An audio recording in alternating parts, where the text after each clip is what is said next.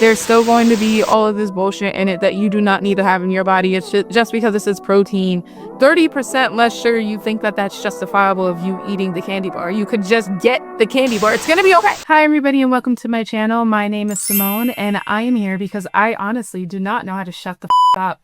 And today we will be talking about the protein slop epidemic. Honestly, guys, I am not a fan of processed protein. I am not a fan of processed protein. I am very interested within nutrition and the fitness space. And the second that I started learning about whole foods, I honestly cannot with processed protein. However, oh my God, is it barbell? Those slap, those go fucking crazy. And the first time I tried one, I think it was like the chocolate dough, my obsession, or the salted caramel. Ooh. But the salted caramel, I was like, this tastes like a Snickers. And then you look at the nutrition for a Snickers and you're like, okay, they added a bit of protein, but this is really just a candy bar. And that hit me like a couple of months ago. And that's all I think about now when I see this. I'm just like, it's a sweet treat. It's a candy bar. It's nothing that you guys should be relying on. All of these processed protein, where it's like the Quest chips get on my nerves. Those are not protein. That's not quality protein. And even if we're not talking about quality, that's not an actual protein product. I want you guys to start looking at your nutrition labels. I love to do gram for gram. I love eating chicken, right? We can use that as an example. It's like I'm going to get 1 gram of protein per calorie within that serving. So if I'm getting 10 grams of protein and then the calories add up to 100 to 110 calories per serving, that's what I mean, like a 1-for-1, right? That's a 1-for-1 serving. Or you have things such as salmon where it's not necessarily that 1-to-1 value. However, you know that you're getting healthy fats in the forms of omega-3s, not in saturated fats, right? So there's so much that goes into it, but typically that's my rule of thumb. I look at food, and if it's specifically labeled as a protein source, I make sure that it's 1-to-1. Once again, for the example, the amount of protein that I'm getting, if it's 10 grams of protein or 11 grams of protein, then I'm equally getting 100 to 110 calories within that serving. And that's also why I do not consider peanut butter to be a source of protein. Peanut butter is a fat. Oh my God. I've been wanting to yell that towards a couple of people for a very long time. Peanut butter is a fat. It's a primary fat. It has a little bit of protein in it. It is not a primary source of protein. Like, can we get it together? But anyways, y'all should not be eating all of this protein slop. Like, y'all should be eating real, nutritious, whole foods. We need some whole foods in this bitch. So let's watch the video and see what they're going to say about this. And hopefully they agree with me. Let's eat, rank, and finish. Every flavor misfit protein bar. Easy, delicious, high protein. Chipotle, if you're trying to... Shut up. All these protein recipes, the high protein recipes, like, fuck out of my face, bro. I cannot deal with this. And 9 times out of 10, they're just like, did you know that you can eat this at-home Chipotle burrito? Or you know that you can eat this big, humongous chocolate protein brownie for just like 200 calories, 300 calories? They're always lying. The macros are always off. I want you guys to remember this math. For every gram of protein, it's 4 calories. For every gram of carbs, it's 4 calories. For every gram of fat, it's 9 calories. So if you are looking at a nutrition label and you see the calorie amount, and then you actually run the math where it's like, okay, there's going to be 10 grams of carbs, there's going to be 5 grams of protein, there's going to be 2 grams of fat, and you total all of that up. So it'll be like that 10 times 4 equals 40. I don't even remember the other numbers I did, but just multiply the macros by its numbers. So remember, carbs 4, protein 4, fats 9. If you add all of that up, that's the true amount of calories that is within that product. When you start looking at all the ingredients that these TikTokers use in these high protein meals and desserts and everything, it's never going to match up. And I love it when people are in the comment section, they're like, actually, it's going to be like 1,000 calories. And they break everything down in the comment section. I love those people because these motherfuckers be lying. They be lying to you. And then 9 times out of 10, it's not even fucking good. And otherwise, if you're a regular Joe who isn't as active, you would stick to your regular 3 meals a day and the protein you eat in those meals is fine enough. But now it's gotten so overdone to where when you walk in a grocery store, every single snack has its own protein version. I'm talking protein chips, protein popcorn, protein Cheez-Its, protein Pop-Tart, protein cereal. And the shakes are getting crazy with the flavors too. Like, what do you mean we have a Twinkie flavored? You do not have a high protein diet to lose weight. You have a high protein diet to, one, stay satiated, to, two, build muscle, because you have to go through phases in the gym, even if it is recomp. So you are actively building muscle. If you are not doing any of those things, prioritizing any of those things, especially lifting, working out, training, if you are not training, but you think it's so important to have like this high protein diet where you have to eat a gram of protein per body weight, you're trying to chug down 150 grams of protein and you're not even training. We'll talk about carbs and protein on another day and how that works within the body, but you do not have to be that obsessive. It's like 0.7 to 0.8 grams per body weight or per pound of body weight that you need in protein. Everything else can still be converted into fat if you are overeating, right? And when it comes to all of this protein slop, like the chips, the shakes, all of this stuff, the cookies, why is there a protein cookie for 500 calories and there's like 10 grams of protein? That's not a protein cookie, that's a cookie. Okay, but ultimately it will be turned into fat, regardless if you are overeating, if you are going over your maintenance calories. If you are going 3,500 calories over your maintenance calories, you will gain a pound, regardless of if it's protein, regardless of if it's carbs, regardless of if it's fat, right? So you shouldn't be scared of any food category. You shouldn't be scared of any of these macros. I'm just saying, if you're going to sit up here and look at your calories, especially if you're in a deficit and you're like, you want any of these treats, any of these protein products, I view them as treats. Consider them as such yourself too. Because it's not a quality source of protein and it's not going to support you in the long run. I said what I said.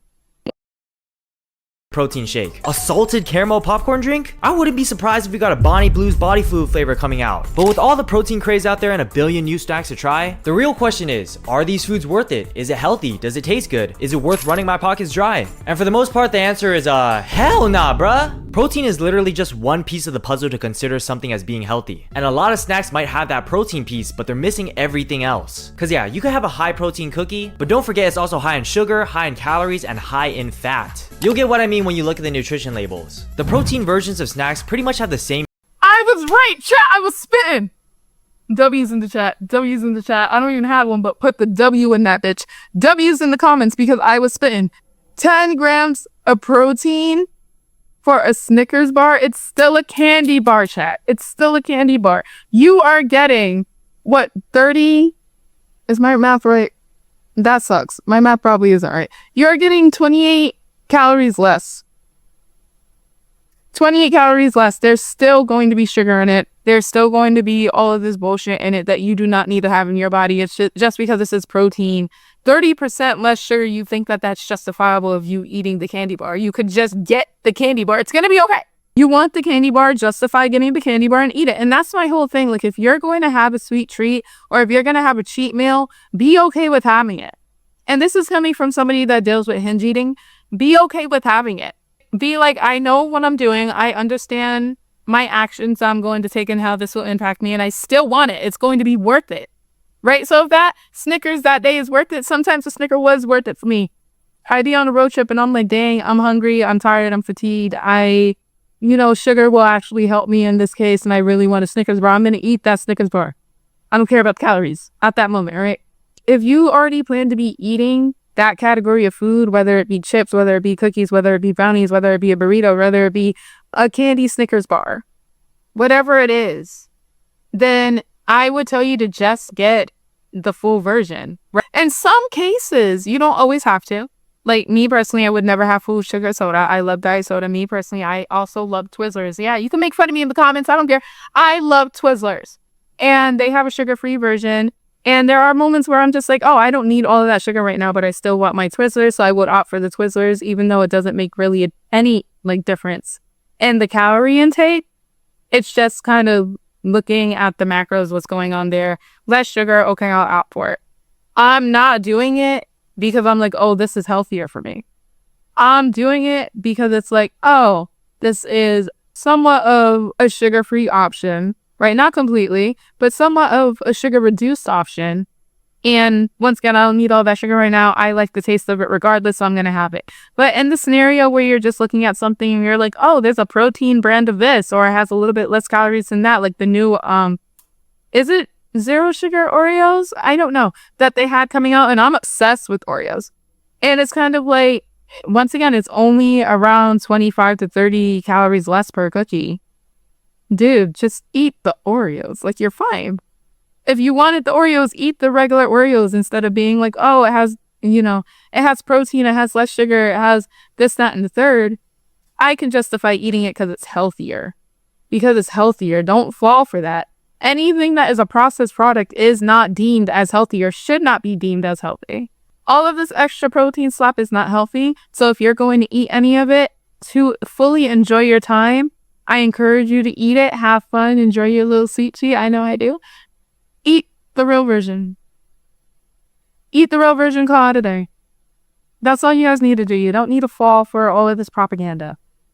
Macros as a regular unhealthy snack, but then add a little bit of protein to make it seem like, oh yeah, it's good for you. Then jack up the price with marketing. For example, a regular snack like regular salted peanuts has 170 calories and 7 grams of protein per serving. And that's not bad. That's a very humble amount, and you don't see this label boasting about the protein. Now look at the Nature Valley granola bar. 190 calories, 10 grams of protein. You're barely getting 3 more grams of protein with more calories, and it barely makes a difference. But the Nature Valley box is out here flexing their 10 grams of protein like they're all that. They got protein in the title, 10 grams of protein labeled in the front. Who do they think they are trying to flex when my left nut almost has the same amount of protein? Exactly, chat. Exactly what he said right there. I don't even have to expand upon that any further. Exactly what he said. You are getting this much more of protein, and then you have to pay an additional like $5 just to have it. Let's also, he mentioned the cost, right? Like, that businesses use this as a way to just up the cost. You are paying extra money for literally like 2 to 3 grams worth of protein, same amount of calories and macros for everything else. It's not worth it. You are a granola bar, Nature Valley. Sit down. It gets crazier when you see something like a cookie trying to flex their protein. Lenny and Larry's cookie shows that 16 grams of protein in the front. But when you look at the nutrition facts, 420 calories. That's the cookie I was talking about at the beginning. That has no reason to exist. The macros are so dumb. Okay. Macros are so atrocious that they had to split the serving size to half a cookie so it doesn't look as bad. What is it? Chat, I feel so validated right now. I feel so validated right now. Like, everything I was just spitting is in this video. Do we even gotta watch it? We're gonna watch it. But I'm just saying, right? I know what I'm talking about. What's it doing here trying to LARP as a protein item? And the same goes with Pop-Tarts too. The regular Pop-Tarts has 4 grams of protein and the protein Pop-Tarts have 10, but it's still pushing 400 calories. Okay, y'all will really eat anything that has protein on it. This has 380 calories in 2 pastries and 10 grams of protein. Please put this back on the shelf, please. Outside the grocery store, restaurants have also been hopping on this trend, making their own specialized high-protein meals. And you think they'll add some unique high protein meals is just them selling the chicken supper from everything else. You could have been done that, bro. You could have been done that. I hate where it's like high protein meals. Chipotle did that shit recently. That had me dying because literally their high protein meal was just my regular order. Their high protein meal, high protein, low calorie, GLP-1 meals, they got those now. That they're trying to be like, oh, GLP-1. They're throwing that shit onto everything because it's like, screw protein. Companies are just like, in addition to protein, let's also throw in GLP-1. This supports GLP-1. Yep, GLP-1 induced. Semaglutide. Like, no. Whole time, once again, it's just my regular ass order. Like, high protein, low calorie. I'm amazing at that. I want to make a whole cookbook for that. Of the recipes. Because I took a lot of my soul food recipes that my mom used to make. All of these meals that are significant within my Black community, I know how to make low calorie and macro friendly. And that's how I eat, right? Because eating healthy doesn't have to be boring. Anything that I crave, even outside of the Black community, I have ingredients for everything. I know how to make Indian food, low calorie, high protein, or low calorie, macro friendly. I know how to make Asian food, Asian cuisine. I love food so much that it's like every time that I think, I want to make this, right? Even Spanish food. It's like, I want this. I know how to make it cater to my nutritional needs. And that's literally why I always wanted to make a recipe book for it, because it's like, I want to share this information because it's just so good and it's so good for you. And that's kind of a narrative that we need to scrap as a community as well, where it's like eating healthy, it has to be boring. No, the hell it doesn't. Who said that? Who said that? But because I learned how to make anything that I want, and I'm always in stock with the ingredients that I need to make whatever I want, I actually saved money. So I'm not giving back to these big businesses that are trying to throw protein slap in my face, because I know how to work with Whole Foods to recreate it at home to not only serve me nutrition wise, but also serve me financially. So, double whammy. I would advocate everybody to learn how to cook. Really look at the things that you eat and be like, how can I make this at home and, manipulate it to your taste buds? Because that's going to be so much better than going out to all of these different companies like Chipotle and getting like a GLP-1 high protein salad bowl. You can make it at home. Like, you can make it at home. I used to work at Chipotle. Trust me, you can make it at home. And you think they'll add some unique ingredients that make it high protein, but they're just serving the exact same product but slapping the macros on the front. The Chipotle chicken protein cup isn't anything Chat, did I lie? Chat, did I lie? I never lied. special. They literally just dump the chicken into a cup and then put the fancy buzzword on there. Subway Pocket Protein is just another mini Subway sandwich wrapped into a tortilla. Don't get me wrong, I'll still get that on the menu, but do we have to call it a high protein meal? Obviously, I'm mentioning the worst of this slop. The restaurant protein bowls are actually pretty good, and there's plenty of delicious snacks I discovered from this hype. The Quest lineup has done a great job creating protein snack versions that taste edible and have good macros. Berry Bells tastes like a damn chocolate bar with amazing macros. I need other brands to Bearbell got it, bro. They got it. Like, he's about to say it. Other protein companies, y'all need to lock in. Like, they might just have the method. Sorry. Bearbells win. They win by a landslide. They are so good. They're so good. copy that formula because Quest bars taste like straight cookie dough and pure protein tastes like chalk. But still, there comes another problem when getting something with good quality like Berry Bells or Quest chips. Because usually if a snack tastes good, it's not high in protein. And if the snack has high protein, it usually tastes like shit. But if it tastes good and has good macros, then it's too expensive. You can never win in this situation. As much as I love Berry Bells, I'm sorry, they are way out of my tax bracket. Yo, Bearbells? Aren't they like damn near $7, bro? At least at the stores I'm at, like $5 to $7 for nope, can't buy it. Sorry, y'all are really asking for too much. These companies are asking for a little too much in this economy.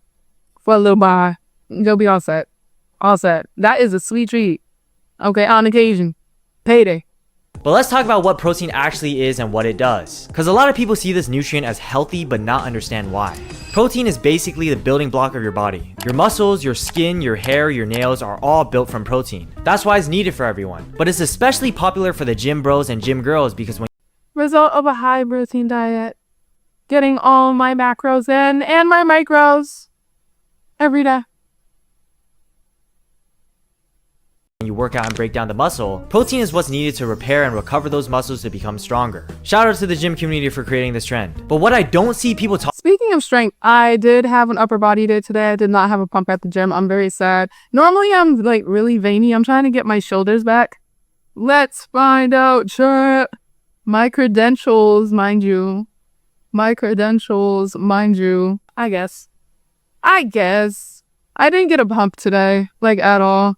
I got a sleeper build because this is what my arms normally look like. So. Talk about is that not all protein is built the same. Protein is made up of 20 amino acids to function and grow properly as a human being. And 9 of the 20 are considered essential amino acids because your body cannot produce them on its own and they have to be gotten from what you eat. So that's where the separation of complete proteins and incomplete proteins come from. The complete proteins are the ones that have all 9 essential amino acids, being in things like chicken, beef, eggs, fish, and dairy. And the incomplete proteins are the one missing 1 or more of the essential amino acids, things like beans, rice, and nuts. And unfortunately, when you buy a lot of these protein snacks, more likely than not, they have incomplete protein. You can see the 20 grams of protein on the label, but you also have to look at the ingredients to see the type of protein. What did I tell you at the beginning of the video? What did I tell y'all? No, y'all gotta count everything up. You see this label right here? You gotta count your fats, For every gram of fat, it's going to be 9 calories. For your carbs and protein, every gram equals 4.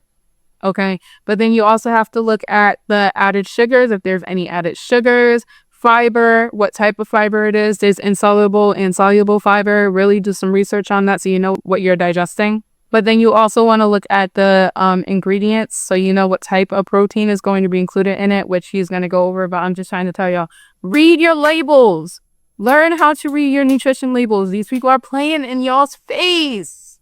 And I don't want to see y'all go out bad like that. Like, we're trying to get some gains. We're trying to lock you in. We're trying to look good. Okay?